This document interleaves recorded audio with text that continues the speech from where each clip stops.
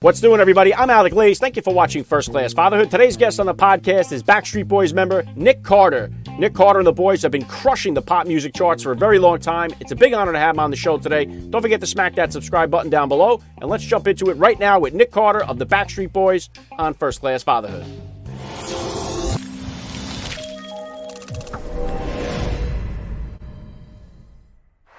Joining me now, First Class Father Nick Carter. Welcome to First Class Fatherhood. Thank you so much for having me. All right, let's start it right here. How many kids do you have, and how old are they? I got two children. I got a 7-month-old daughter and a 4-year-old, 4 and a couple months year old boy.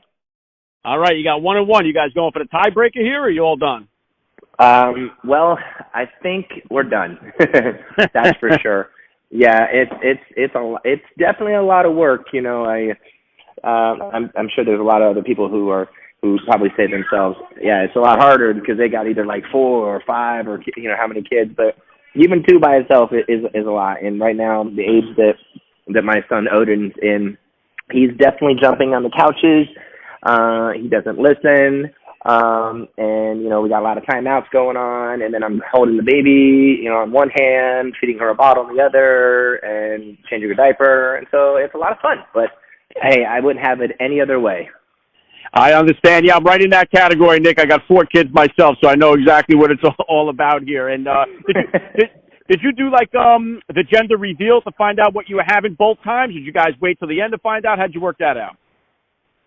So the first time that I actually did the gender reveal was when I did Dancing with the Stars, and that's when I announced that I was having a boy. It was actually on the show, and I had all the blue balloons come out, and we announced it, and my wife was there with me. And then the second time, actually, with my daughter, we did we did like a golf ball hit. And it was an epic fail. Basically, we tried to hit this golf ball, and actually had my son try to hit the golf ball, and it didn't break, and so it was what it was. But yeah, we those were the 2 kind of gender reveals that we had done. Yeah, it's like some of those super piñatas. Sometimes you try to bust them things open, they ain't budging. They didn't budge. Yeah. If you could, Nick, please just take a second here to hit my listeners with a little bit about your background and what you do. Well, I'm one of the Backstreet Boys. I am the youngest guy in the group. I've been in the group for 27 years, and since I was 12 years old, I've been a Backstreet Boy. And yeah, I'm currently on tour with the group. We're on tour, the DNA World Tour. We had to postpone it for obvious reasons, but some new dates are up later next year. You can go on backstreetboys.com. Really, my main job right now is being a father, and fatherhood is what I live for. Yeah, very cool, Nick. And then how old were you then when you first became a dad, and how did becoming a dad kind of change your perspective on life? Well, I became a dad with my son when I was 37, roughly. It was everything that I had ever dreamed of, as far as just being able to have someone who I could just love unconditionally, and someone who and I never knew that love could be so strong. And so that's when it first happened, was when I was around 37 years old with my son. Yeah. Yeah, well said there. I know you mentioned there, you alluded to the pandemic. Obviously, it's changed the lives of all of us here. And I know you teamed up with Voss recently. What was the genesis of that, and what has the response been? Well, the hardest part, I think, about being wanting to help, and then at the same time, doing the right thing, and doing the social distancing and staying at home, and just being responsible. You see all the things that are happening, through social media, and how the pandemic is actually affecting people's lives, and obviously the first line responders and all the essential workers out there who are working endlessly and tirelessly every single day, and the nurses and the doctors who are risking their lives for the lives of other people. As I was watching all these things happen, I'm like, I want to jump in my car and just drive to the hospital and deliver water or deliver food or do whatever it is. And normally we would be able to do that, but obviously in this climate we cannot. So we teamed up with Voss, and we had this idea of delivering over 2,000 bottles of water to the Brooklyn's Mount Sinai Hospital, which obviously everyone knows that New York City has been very affected, as well as other places all around the country. And so we were able to do that, and you can go to my social media, you can see how it turned out, and all the nurses and doctors received the water, and they were really grateful for it, and it just feels good to give back in any way that we can. And we also did something when the pandemic first struck. We did something with Fox, basically a benefit with Elton John, and we did that when it first happened. And so we've been trying to find creative ways to give back, while we have to be responsible and stay back home. And Boston was one of those incredible companies, and that were able to help with that. Yeah, good stuff, Nick. And one of the most encouraging things during the pandemic has been seeing people like you in the position that you're in to step up and do so much to help so many people out. So that's been one of the most encouraging things one of the most inspirational things about the pandemic, is to see so many good people doing good things here. And reining this back into you as a dad here, what are some of the top values that you hope to instill in your kids growing up? Well, I think it's, first and foremost, education is really important to me, because in reading, which from a very young age I was doing with my son, whether it was just my wife likes to make fun of me, like that movie, is it Parenthood, with Rick Moranis doing the flashcards in the closet, I was that kind of dad, where I want them to be able to have a great start. One of the things I wasn't really an avid reader, and I didn't learn to read until later on in life. So I feel like reading was very, very important. So obviously, giving them a couple of fundamentals so that they can really just kind of fend for themselves, and and be able to integrate into society, because it's a very fast society. It's all about reading. It's about you got to be. So anyways, things like that, small things, and obviously love. I want to smother them with love. I'm holding my children all the time. I'm always just doing things with them. If you go to my social media, you'll see I'm always doing sports. I know he's still only 4 years old, but exposing him to activities. We're at home, we're working out. I work out with my wife. We train with each other. And he'll come in and he'll do some stretching and yoga poses and meditation. So all these things. Look, here's the thing. I know that my children are watching, and I just, obviously the kind of father that I want to be is a loving, inspirational, and educating father. So those are all the things that I want to be for them. Yeah, very well said, Nick. And I think reading is important. I love what you say there, too. I'm a big reader myself. I try to read at least a book every week, and I've always got my kids involved in reading as well. And now when it comes to bedtime, what does your bedtime routine look like? Are you reading them stories, or are you singing them, so you're hitting them with some songs from the old Backstreet Boys there? Yeah, we're not singing Backstreet Boys that much right now. No, I'm reading bedtime stories. There's a really incredible book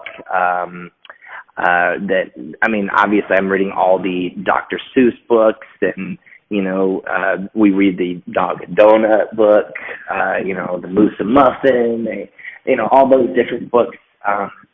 It's so funny. I'll hum to because my daughter now, before she goes to sleep, I'll hum little. I think the song I'm humming to her right now and singing which is really strange, is Green Sleeves. And so But the book that I'm reading right now that I really, really love it's called Maybe. It's an incredible. It's by Kobe Yamada, and it's just an inspirational story about the things that the potential in all of us. So obviously, books like that to inspire them that hopefully will become a part of their lives later on in life is what I'm reading right now. Yeah, good stuff, Nick. And what about as far as discipline goes? I know they're young yet. What type of disciplinarian are you so far? Is it that, a spanker, timeout guy, and is it different than the discipline style you grew up with? Well, I am of the I guess you could say the mentality of timeouts, which is important, to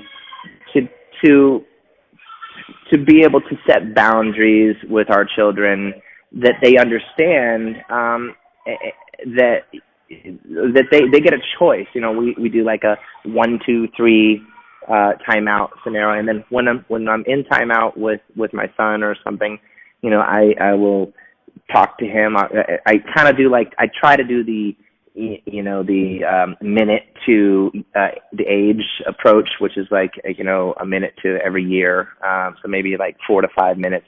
And once he comes out of the timeout, I'll say, hey, so why were we on timeout? And what are you going to do next time? And then, he'll repeat back to me. And then I'll give him a hug, and I'll say, that was a really great timeout, and I'm very proud of you, and thank you for listening. And so really the consequences based on the 1, 2, 3 approach, I think really, really works. But also too, we don't overdo it. And we apply it, and when it happens, it's definitely a serious thing for him. Yeah, good stuff, Nick. And how has your son been in the role of big brother here? Did he take to it right away, or did he take some warming up to do? He is warming up.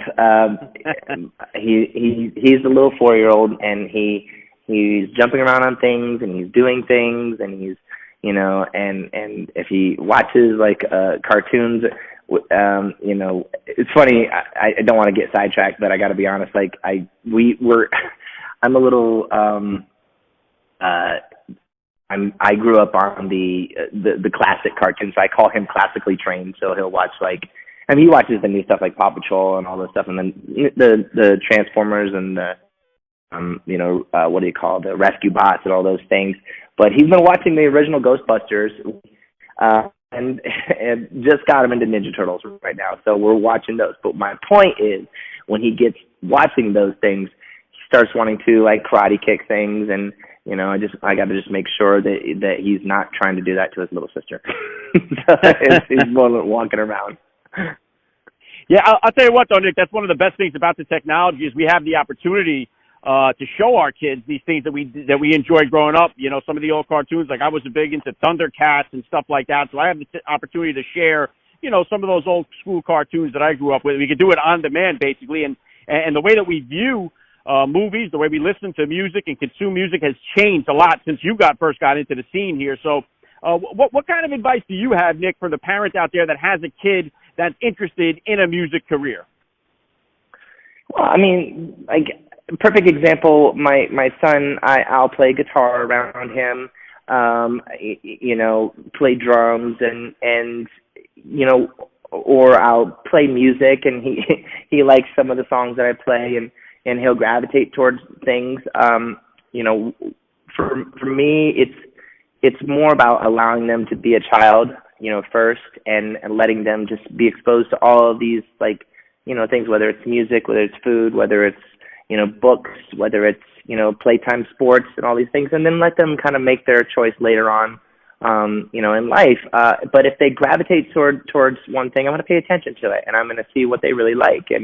But as far as, music, I liked it when I was little. I loved singing. I would sing to the radio. I would, go outside and I would sing to myself, and I would perform to myself, and my parents saw that, and that's when they kind of honed in a little bit and nurtured it and grew it. And so it's really all about, if they really want to, if they love music, they're inspired by it, let them try it out. And you never know if they have a talent or not. If they do, just help them grow with it. Yeah, well said, Nick. It's some good advice. And I know we got Father's Day coming around the corner here. What does the perfect Father's Day kind of look like for you? Actually, here's what it is. It's my wife's birthday coming up, and so I'm trying not to like celebrate Father's Day before the birthday, and it's definitely before Father's Day. So I'm like, I'd rather pay attention before it's like all about me. My point is, so because she was like, well, it's Mother's Day, and I remember this happened. She's like, I just want to sleep in, and so I let her sleep in, took the kids all day, and for me, I don't want to sleep in. I want to get up. I want to prepare breakfast for my kids. And for being a father, it's about that's my joy. That is the gift to me. Is those two children, and to just be there for them on Father's Day. That's the gift to me. So. Yeah, I love that, Nick. And you've had so much success. You've had a tremendous career here. What type of what's next for you? What kind of goals or plans do you have for the future? Well, like I said, we right now are on a bit of a hiatus, and we have postponed, rescheduled more so the tour dates to next year. You can go to backstreetboys.com. You can go to all of our social medias, and you can see those new dates that are up. We were currently on a world tour, and so tour is really what's the focus right now. And there are talks about maybe recording a holiday record potentially, but we got to wait till everyone gets out of the social distancing and when things are allowed to proceed a little bit, but we're just kind of waiting on all of that. Okay, yeah, sounds good. Last thing I'm going to hit you with here, Nick, I love to ask all the dads that I get on the podcast, what type of advice do you have for the new dad or for that about-to-be father who's out there listening? Well, for the new father and the about-to-be father, just like I said, read some books, and go, there's a lot of information on the web, but be present, with your children, and don't be afraid to just be the how do I say, you can do everything that the mom does, and the mom can do everything that the man does, and the husband does, and it's like so the bottles, the feeding, the diaper changing, everything, embrace it, be a part of it and help out, take the bull by the horns, and just embrace it and be there and be present and be 100% no matter what. Yeah, very well said. I love the message. This has been an honor for me. I got to say, Nick Carter, you're a first-class father all the way, and thank you so much for giving me a few minutes of your time here on First Class Fatherhood. Thank you, sir.